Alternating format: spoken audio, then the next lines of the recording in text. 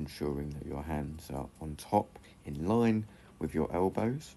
Pull them backwards and bring them together.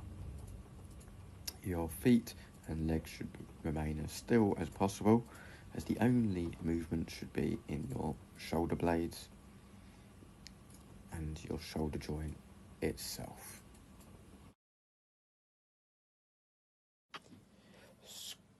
With your front foot on a step, squat, ensuring that your knees go in line with the toes of your front foot.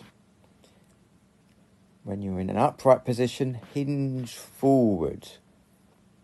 Okay, folding at the hips should lengthen your hamstrings at the back of your thigh. This is a great exercise to open up the front of our hips and the front of our shoulders.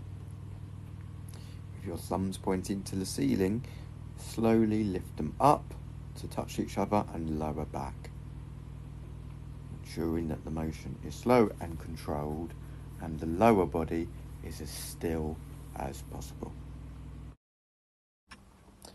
With your back foot pointed out to your left or your right side and your front foot on a step at a 90-degree angle away from your back foot, shift your weight onto this step and rotate your body towards that front foot. With your foot on a step, hold a still position with your body and slowly pull one hand backwards, then pull the other hand backwards. The key to this exercise is ensuring that everything stays still. Please repeat on the opposite leg.